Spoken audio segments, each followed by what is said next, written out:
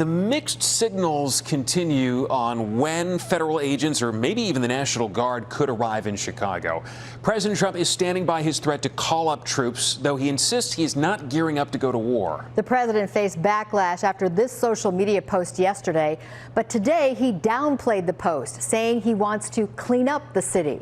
Meanwhile, the president's border czar is doubling down tonight, warning sanctuary cities like Chicago that ICE raids could begin this week. The Trump administration launched an immigration crackdown this weekend in Boston. NBC5's J.C. Navarrete has the latest developments. President Donald Trump saying he's not going to war with Chicago. This after posting an AI-generated image on Truth Social with the caption, "Chicago, about to find out why it's called a Department of War." Are you trying to go to war with Chicago? When you say that, darling, that's fake news. Well, why would you the Department of Defense? Listen, we're not going to war. We're going to clean up our cities. We're going to clean them up so they don't kill 5 people every weekend. That's not war. That's common sense. Trump backing his words with Chicago's crime stats. Chicago is a very dangerous place, and we have a governor that doesn't care about crime. I guess we could solve Chicago very quickly, but we're going to make a decision as to where we go over the next day or two.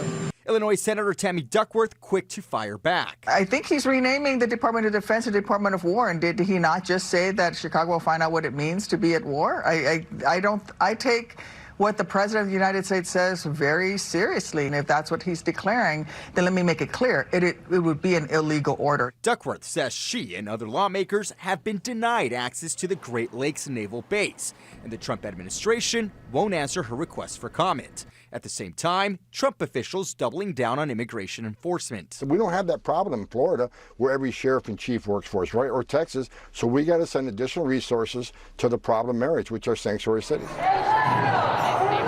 And on the heels of protests in Chicago Saturday, activism continued Sunday. We don't need boots on the ground. We need books in our classrooms. We need jobs with dignity. We need clinics, counselors, and clean air. We need hope. History will ask, who stood up when our communities were under attack? And what we will say is that we did. Elected officials say the best way to fight back is to know your rights and to look after your neighbors. Now, as the weekend comes to a close, the biggest question that still hangs in the air is whether or not President Donald Trump will send National Guard troops to Chicago. J.C. Navarrete, NBC5 News.